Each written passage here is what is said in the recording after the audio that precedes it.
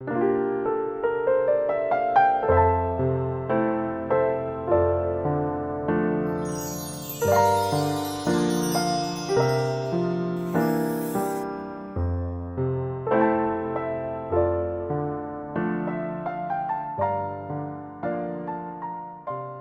37편 12절에서 26절까지 말씀을 우리 교독하겠습니다. 악인이 의인치기를 꾀하고 그를 향하여 그의 일을 가는도다. 그러나 주께서 그를 비웃으시리니 그의 날이 다가옴을 보심이로다.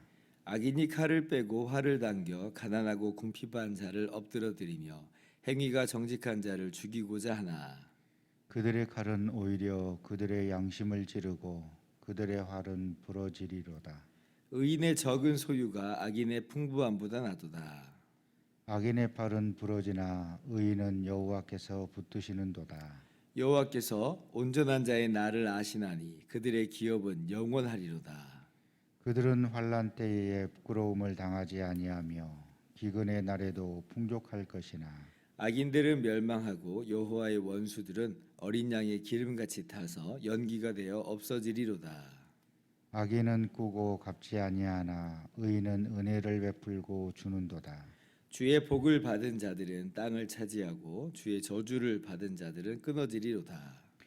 여호와께서 사람의 걸음을 정하시고 그의 길을 기뻐하시나니 그는 넘어지나 아주 엎드려지지 아니함은 여호와께서 그의 손으로 붙드심이로다.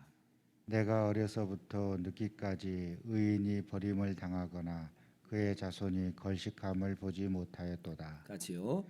그는 종일토록 은혜를 베풀고 구워주니 그의 자손이 복을 받는도다. 아멘. 할렐루야. 하나님의 크신 은혜와 평강이 오늘도 변함없이 여러분 가운데 가득 넘치기를 주님의 이름으로 축원합니다. 어제도 말씀드렸던 것처럼 세상에서는 때로 악인이 도리어 형통하고 또 악인이 선한 사람을 압제하고 하는 그러한 부조리한 모습을 우리가 발견하기도 합니다. 그러니까 악인이 기세등등하죠. 점점 더 대범하게 사람들을 해하기도 합니다. 그런데 오늘 하나님께서 13절에 뭐라고 말씀하세요? 그러나 주께서 그를 비웃으시리니 그의 날이 다가옴을 보시리로다. 하나님께서 비웃으신다. 비웃으신다. 이 표현을 이렇게 딱 보면요, 이게 시편이 시잖아요, 시. 그러니까 비웃으신다 이런 표현을 딱 이렇게 들으면 마음이 괜히 시원함이 이게 느껴져요. 일종의 카타르시스 같은 어떤 그런 효과가 좀 이 표현 속에서 좀 주어지는 것 같아요. 제가 이제 받는 그런 시적인 느낌인 거죠. 그러니까 시라고 하는 게 이제 그렇습니다. 말로 이걸 참 설명하기는 애매하고, 그런데 이제 느낌이나 감정에서 이제 다가오는 바가 있어요. 그러니까 지금 이 13절에 주께서 그를 비웃으신다. 그러니까 우리는 이 악인들 때문에 너무 불평도 나오고 그리고 시기도 나오고 뭐 그런 감정의 소용돌이 속에 빠지는데, 근데 하나님께서 그 악인들을 비웃으세요. 비웃으세요. 답답한 마음이 그냥 뻥 뚫리는 것 같습니다. 왜 하나님께서 비웃으시는가? 가소롭기 짝이 없다는 거죠. 가소롭다는 거예요. 자기 주제도 모른다는 거죠. 자기의 운명도 모른다는 거예요. 그리고 날뛰고 있으니까 하나님이 비웃으십니다. 비웃으세요. 악인들이 지금 자기들의 세상인 줄 알고 날뛰고 있습니다. 그러나 하나님의 정하신 심판의 때가 있어요. 그 때가 점점 다가오는 거죠. 마치 폭발물 같은 거 보면 카운트다운 이렇게 딱 이렇게 시계 폭발물 같은 영화 같은 거 보면 그렇잖아요. 그러니까 째깍째깍 돌아가면서 지금 이제 점점 더 그 운명의 그 날 폭탄이 터지고 있는 바로 그 시간 향해서 이게 시간이 계속 흘러간단 말이죠. 마치 그런 것과 똑같이 악인들은 지금 이 폭탄을 들고 있는 거예요. 폭탄을 들고 있는 거예요. 주께서 심판하시는 날이 오는 거죠. 그러니까 하나님께서 그러한 심판을 악인들에게 정하셨으니까 하나님은 이미 다 알고 계시잖아요. 다 알고 계세요. 그러니까 하나님께서 비웃으신다 그러죠. 그래서 그날이 이렇게 왔을 때 우리는 악인들이 멸망하고 마치 이제 연기처럼 막 사라져 버리는, 왕성한 것처럼 보이지만 사실은 손에 잡히는 건 아무것도 없이 다 사라져 버리는, 다 없어져 버리는, 멸망해 버리는 그런 것들을 우리는 보게 될 것입니다. 그리고 악인이 의인을 들려고 했던 그 칼이 오히려 치려고 했던 그 칼이 오히려 자기를 찌르는, 그러니까 자기가 자기를 정죄하는 그런 심판의 날이 악인들에게 있을 것임을 우리는 분명히 보게 될 거예요. 자, 그러면 의인들은 어떤가? 의인들은, 악인들은 그렇습니다. 의인들은 어때요? 자, 18절 보니까, 자, 여호와께서 온전한 자의 날을 아시나니 그들의 기업은 영원하리로다, 이렇게 말씀합니다. 자, 여기서 온전한 자의 날 그랬어요. 근데 이걸 이제 정확히 번역하면 온전한 자의 날들입니다. 그러니까 이제 이게 인생이라는 뜻이겠죠. 날들이니까 인생, 온전한 자의 날들을 아신다. 하나님께서 바로 그 사람들의 인생을 아신다. 인생을 아신다. 의인들, 하나님을 경외하는 사람들의 인생을 아세요. 이 사람들은 어떤 삶을 살았어요? 뭐 가진 건 많이 없어요. 인생길 정말 힘들게, 우리가 창세기에서 봤듯이 야곱처럼 나그네 인생이고 험악한 이 세월을 보내는 것, 그런 인생을 삽니다. 그런데 어떻게든 말씀대로 살려고 애를 쓰면서 살아요. 아둥바둥하면서 살아요. 때로는 지은 죄가 있죠. 죄 안 짓는 사람이 없으니까. 근데 그 지은 죄를 아파하면서 정말 정직하게 그 죄를 자복하면서 미워하면서 이 하나님께 아뢰는 바로 그 사람, 그 인생 하나님이 아신다. 악인들에 비교하면 세상적인 관점으로 보면 굉장히 작은 부분일 수 있겠어요.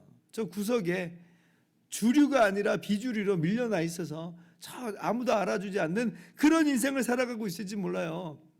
그런 인생은 세상에서 관심도 없어요. 그러나 하나님은 아신다. 하나님께서 악인은 비웃으시죠. 의인은 알아주세요. 그 인생을 알아주세요. 관심 있게 보고 계세요. 사랑을 하고 그리고 격려하시는 거예요. 내가 다 안다. 그러니까 우리가 얼마나 힘이 나요. 하나님 모르신 줄 알았는데, 근데 하나님 아신다. 하나님께서 이 세상에서 주목하는 인생이 어떤 인생인지 우리가 알아야 돼요. 하나님께서는 돈 많고 성공하는 그 인생을 주목하는 게 아니고, 하나님은 이렇게 하나님의 자녀를 주목하세요. 하나님 말씀대로 살아가는 그 사람들을 주목하신다는 거죠. 우리가 그렇잖아요. 어린이집 발표회 같은 데 한번 가보면 어때요? 많은 원생들이 정말 다양하고 귀엽고 깜찍한 그런 프로그램을 진행을 합니다. 그런데 우리 눈엔 누구만 보여요? 자녀만 보이는 법입니다.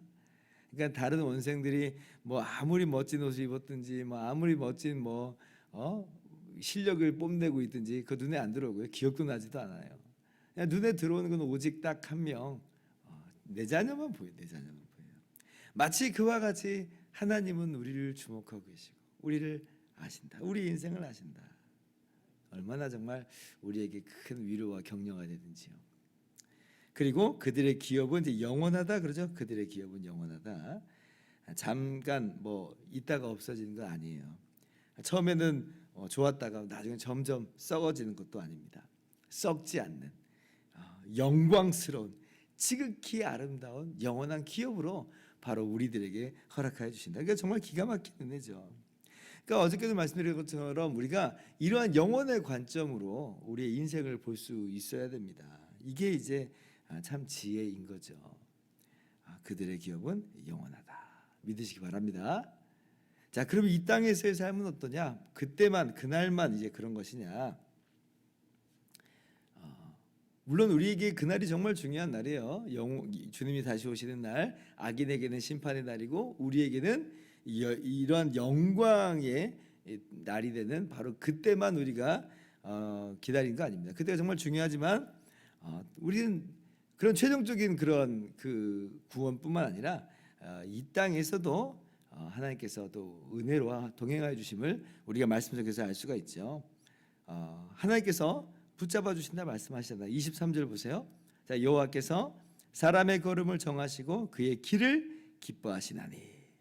여기서 이제 정하시고라고 하는 이 단어는 기본적으로 견고하게 세우다 뜻이에요. 확실하게 하다 이런 뜻입니다. 그러니까 그 인생길을 기뻐하세요. 그 인생길을 견고하게 세워주세요. 흔들리지 않게 하세요. 그러니까 끝까지 이 길을 기뻐하시면서 이 길을 걷게 인도하시는 분이 누구냐? 하나님이다. 24절 같이 한번 읽어볼까요? 시작.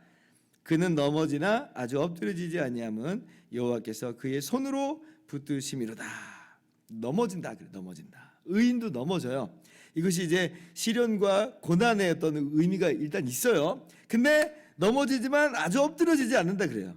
이게 무슨 말이에요? 시련이 많이 있고 고난이 있지만 그것 때문에 망하지는 않는다는 거예요. 왜냐하면 여호와께서 그의 손으로 붙드십니다. 하나님이 주님의 능력의 손으로 그 인생을 책임져 주시니 망하지 않는다는 거예요. 혹 이 뜻이 시련과 고난의 이 넘어짐도 있겠지만 또 이런 넘어짐도 있을 수 있어요. 죄와 또 허물로 인한 넘어짐이 있을 수 있죠. 그러나 마찬가지예요. 아주 엎드려지지 않는다. 그 죄 때문에 망해버리지 않아요. 왜 그러냐면 여호와께서 그의 손으로 붙드심이로다. 이때 이 손은 어떤 손일까? 저의 시적 감정이에요. 예수님의 그 대못으로 못 박히신 피 묻은 손, 그 손으로 붙드심이로다.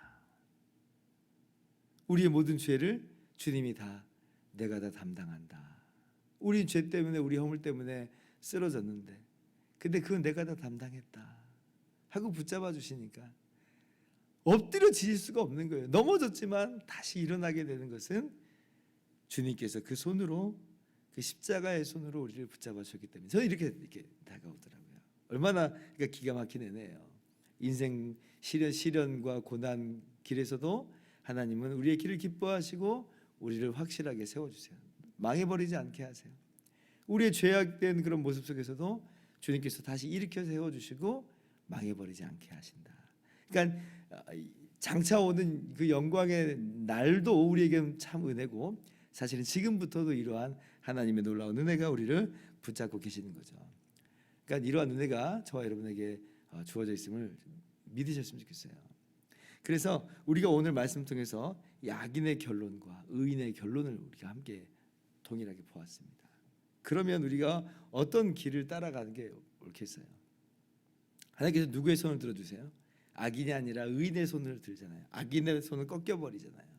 그러니까 의인의 길, 그러니까 하나님을 믿는 그 믿음의 길, 정직한 마음이 정직한 사람의 그 길로 우리가 오늘도 걸어가야 되는 것이죠. 우리에게 이 놀라운 복을 주신 것을 감사하면서 변함없는 그런 신앙인의 길을 잘 걸어가는 저와 여러분 모두 되기를 주님의 이름으로 축원합니다. 기도하겠습니다.